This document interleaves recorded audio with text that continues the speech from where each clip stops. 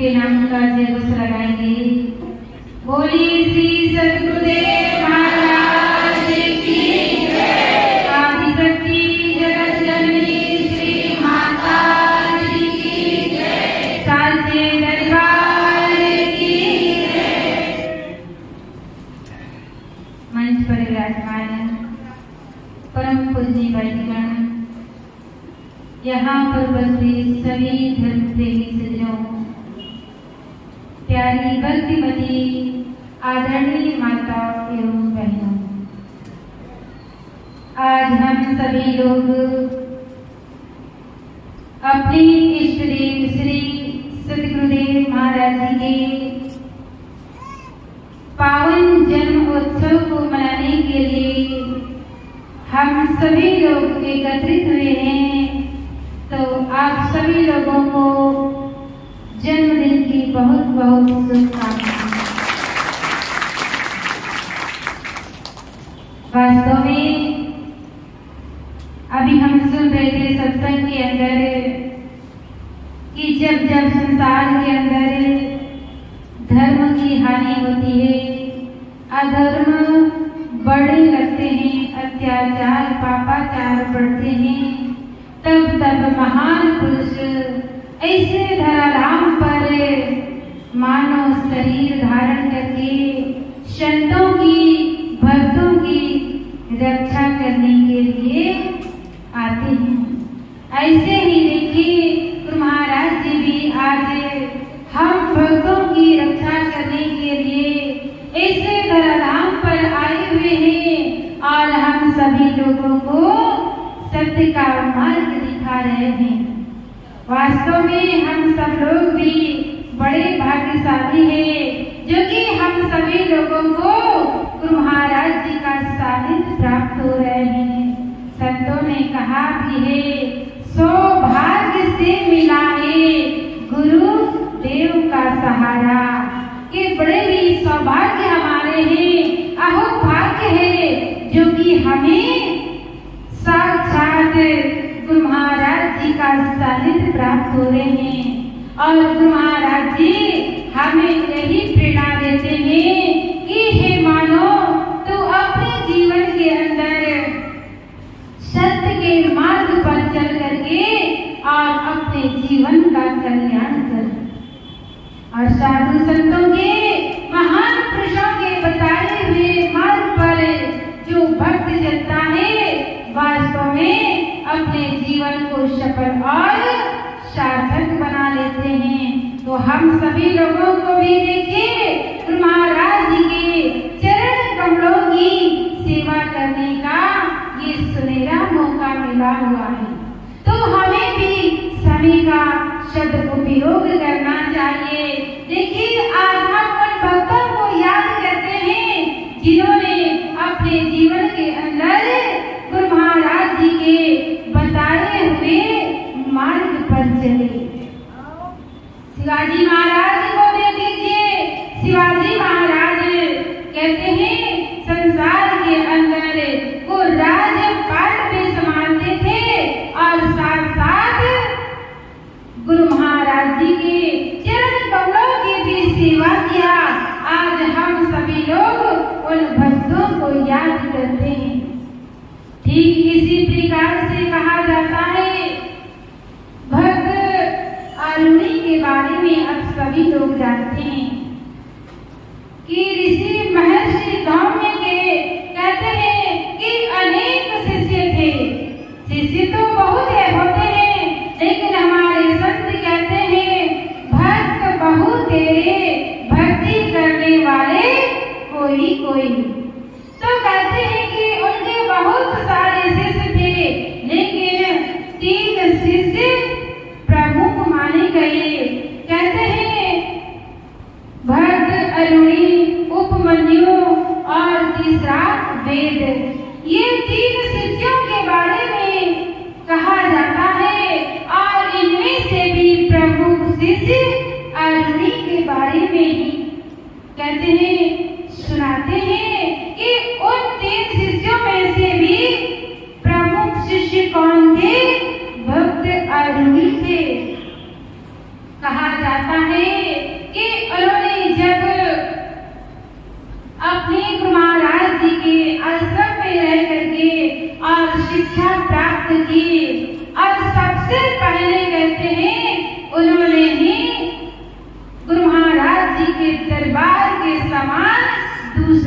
आश्रम बनाया।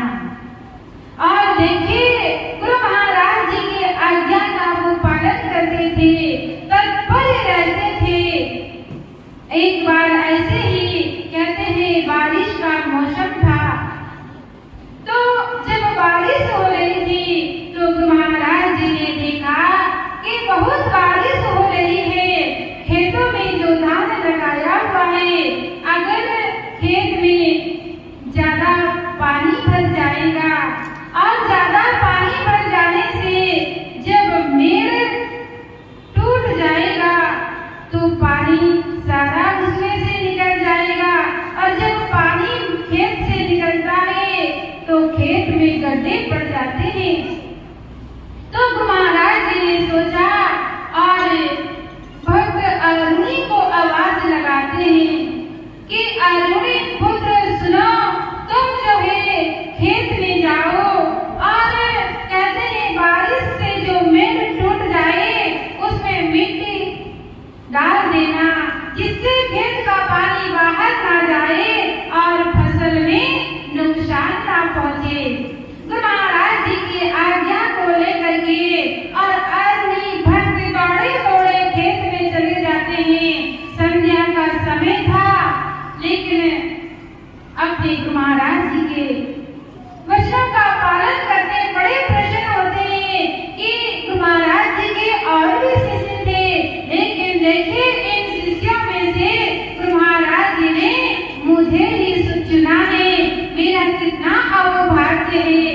और वो दौड़े दौड़े खेत में जाते हैं और जाकर के जो मेड़ टूटा हुआ था तो उसमें मिट्टी डालने लगे, लेकिन इतनी बारिश तेज हो रही थी कि बार बार मिट्टी डालने पर भी वो कहते हैं पानी रुका नहीं। अब वो विचार करने लगे कि पानी तो बहुत तेज बारिश हो रही है, अब मैं क्या करूं। विचार करता है कि जहां पर मेड़ टूटा हुआ है वहां मैं स्वयं ही लेट जाता हूं। अब वो मेड़ पर स्वयं ही लेट जाते हैं।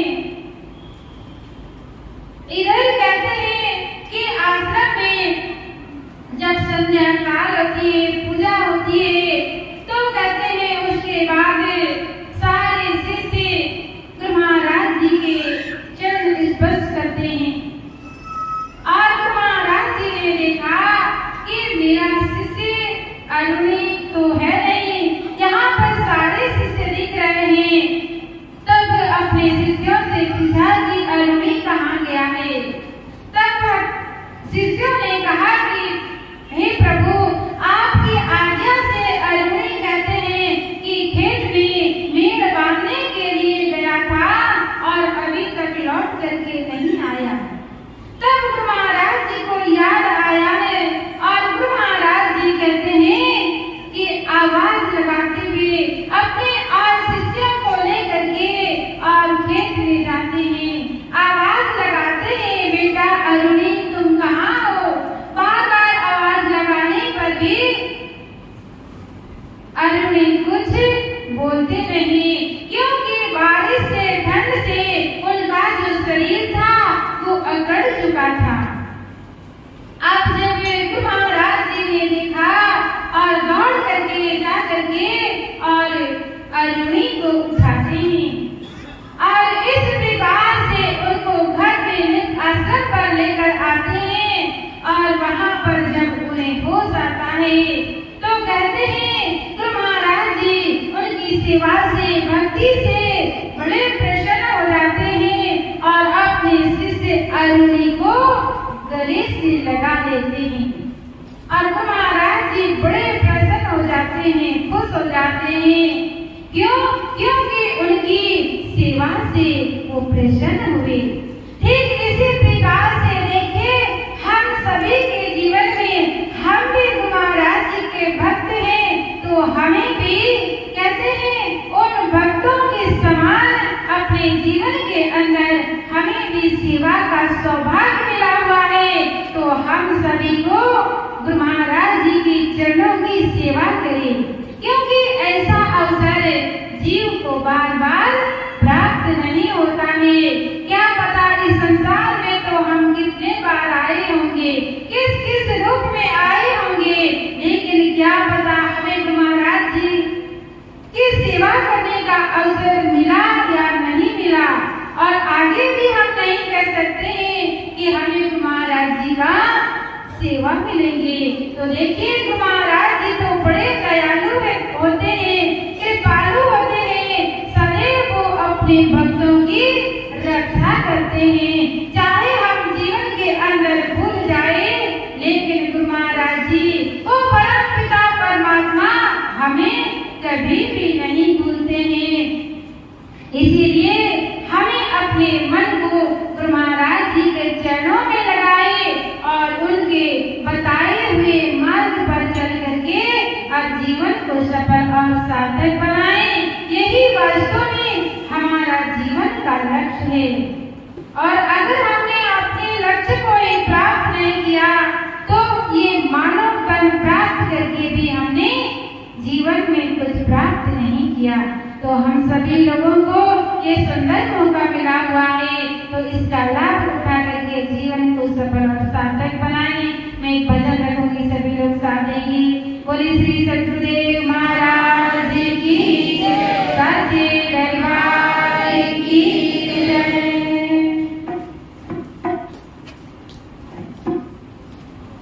सतगुरु मेरे ये दे दो वरदान, सतगुरु मेरे दे दो वरदान।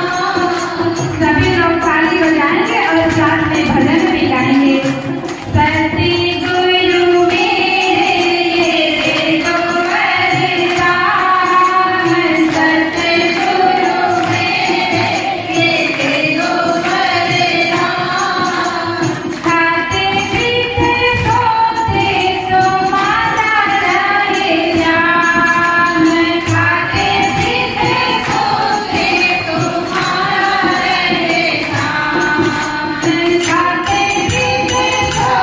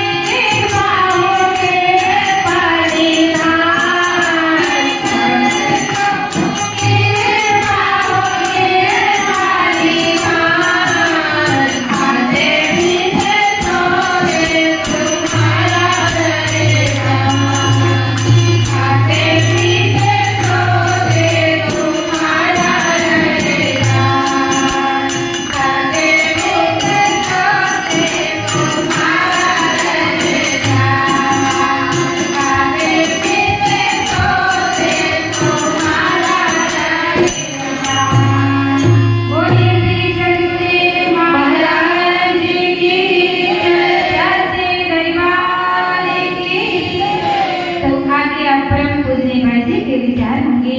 बोली श्री सतगुरुदेव महाराज की।